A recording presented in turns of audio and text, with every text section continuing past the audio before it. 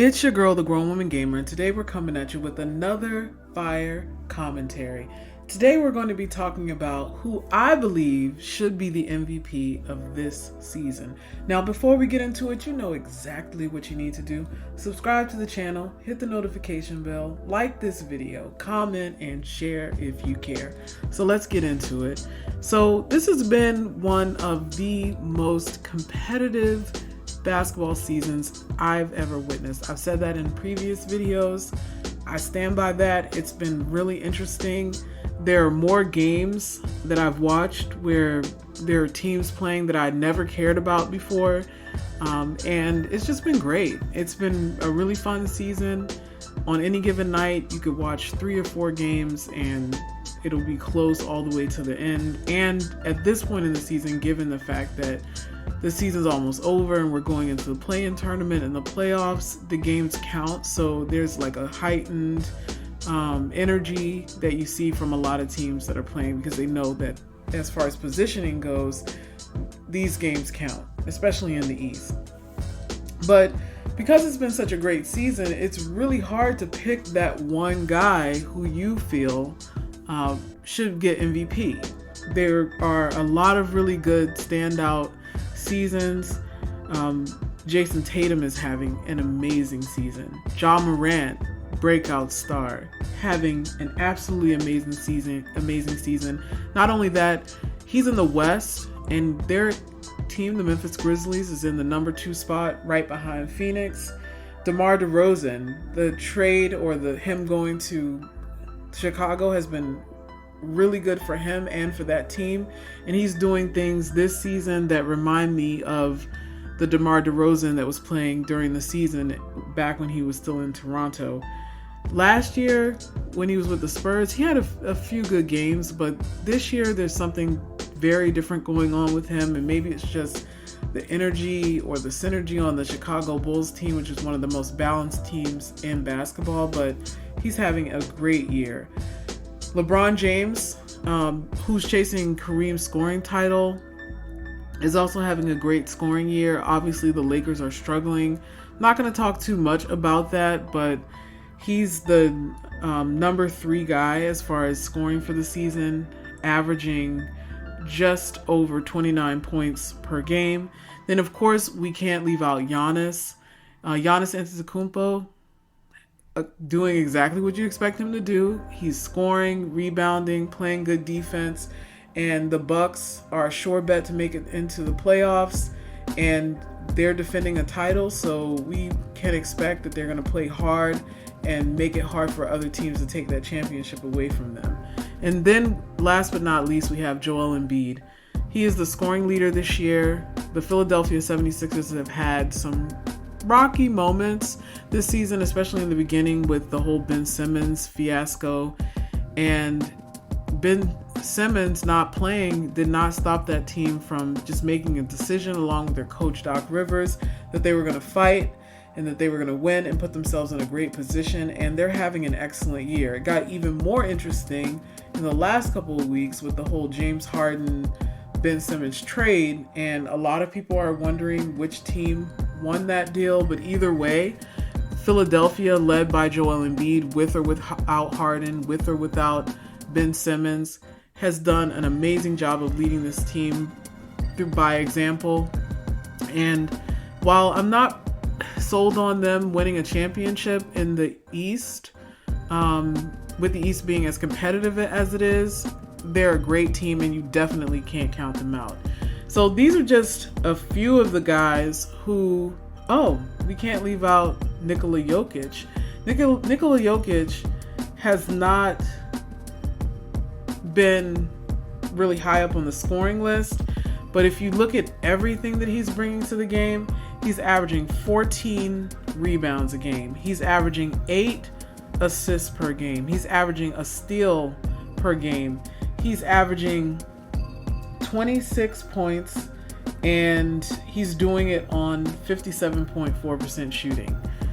Nicola Jokic is one of the most efficient basketball players that I have ever seen in my life. And for somebody that's as tall as he is, it's amazing how much he's able to do as far as managing the basketball.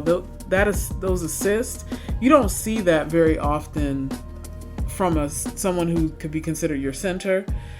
He's getting as many assists as some of the guards that I went through. It's phenomenal, the year that he's having. So I definitely would not be credible if I left him out of this conversation. So we talked about a bunch of different people that have had really good seasons so far, many of whom are headed into the playoffs. But there are a few people that I would identify as righteous candidates for MVP. I just finished talking about one of them, Nicola Jokic.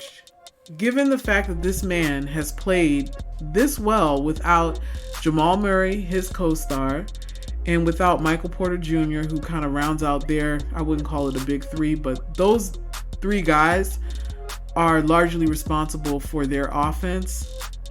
And Michael Porter Jr., losing him is definitely going to hurt you on defense as well. Nicola Jokic has still led this team. They're still going to the playoffs, and they're not an easy team to get through. And any team that has to play against them in the postseason it doesn't matter who it is, whether it be Phoenix, Golden State, Memphis, it's not going to be easy as long as Nicola Jokic is healthy and doing what he does consistently pretty much every single night that he laces up his sneakers. And my hat goes off to him. He's done an amazing job. He's the reigning MVP. And I would put him in my top 3 for those who I think should be righteous candidates to get MVP. The second person is someone who I really respect as far as their growth. Joel Embiid. Joel Embiid started out doing really good things, putting up big numbers, but his maturity level when he was younger, it just wasn't there. And even though you could tell he really was passionate about basketball, passionate about winning, the seriousness wasn't there. And he's got a great sense of humor. He's a funny guy. If you've ever seen him in his post-game interviews or any interview, he's will give you a little snark, and he's funny. That's who he is. No one is trying to rob the man of his personality. But there was a time, as far as his conditioning and how serious he seemed to be, it just wasn't there. And that could have been youth. He's still a young man. But with Doc Rivers coaching this team, you can see a light bulb has gone off. He is playing really smart. He is very serious, and you could tell that he has his eyes on the prize. He wants a championship. And whether he has Ben Simmons out there helping him do it, James Harden helping him do it, Tobias, it doesn't matter. Joel Embiid is going to show up and show out every night, sometimes even when he's injured. I mean, it's remarkable, and the man deserves his respect. And then my third guy that I would look at as a potential MVP candidate is someone that's not even on this list, and that's Chris Paul. I made a video about Chris Paul, and I can't say how much I respect him. When you say most valuable player, what I interpret that as is a guy who raises the value of everyone around them and puts you in a position to win. If you look at every single team that Chris Paul has been on, consistently he has led the team into the postseason. While he hasn't won a championship yet, the man is just like a jewel to have on your team, and that's clear. He commands the respect of everyone around him. And if you look at the makeup of the Suns, or even the Oklahoma City Thunder, the team that he was on before that, or even Houston, the team that he was on before that, or even the Clippers, one thing we can say about Chris Paul is that the man knows basketball. He loves basketball. He's a student of the game. He's paying attention to detail at a level that a lot of players just don't. He carries himself with a great deal of dignity and respect off the court. And in turn, he makes almost every single person around him a double-digit scorer. That is valuable because you can go out and you can get 40 points. You can get 50. And we just saw Kyrie Irving get 60 points a couple nights ago. That's all fine and good. And I'm not disputing how difficult that is and what a remarkable feat it is to score and to get your points and to get triple doubles and things like that. But when you say valuable, what I again take that is as a person, if you put them on your team, you're going to be a championship contender. And out of all these people, yes, they've contended for championships. Some of them have even won. But there is no player, in my opinion, who impacts the value of a team and the potential of a team as much as Chris Paul. Now, with that said, the person who I believe should win the MVP is Joel Embiid. I just am sometimes amazed at how much Embiid has evolved. I've watched him from the beginning of his career until now, and every time I see him play, I am like, wow, he's gotten better even since the last time I saw him play.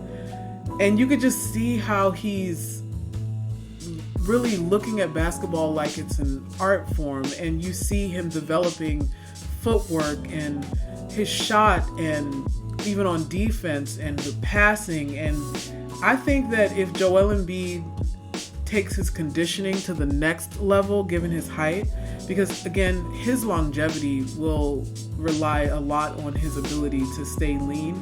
When you're that tall and you're carrying that much weight, your knees, your back, your hips, your ankles, your shoulders, everything gets impacted. So the longer he plays, the more lean he'll have to get. And that's okay. If that's in the cards for him, it'll happen. But this year, he has nothing to be ashamed of. To say, okay, there's a lot of drama and chaos around me, I'm still focused on what I get paid to do, and that's win a championship for the Philadelphia 76ers. He gets COVID, comes back, dominant. He has done extremely well this year. And while, again, they're not really my favorite to win a championship, I just feel that what he's done this year has been tremendous. And he is my MVP. I just have, he's just so good. Watching him play, it's amazing. It's amazing. So kudos to the rest of those guys, though. This has, again, been one of the most entertaining and fun basketball seasons that I've ever watched. And I can't wait for the play-in tournament. I cannot wait for the postseason. I hope my Lakers figure it out. Oh gosh, we won't go there today. But I love you guys. I appreciate you, and I thank you for listening to me ramble on about basketball. I will be back soon. I'm going to try to post more regularly. In the meantime, you guys stay safe, stay healthy, stay well, stay blessed, and I'm out.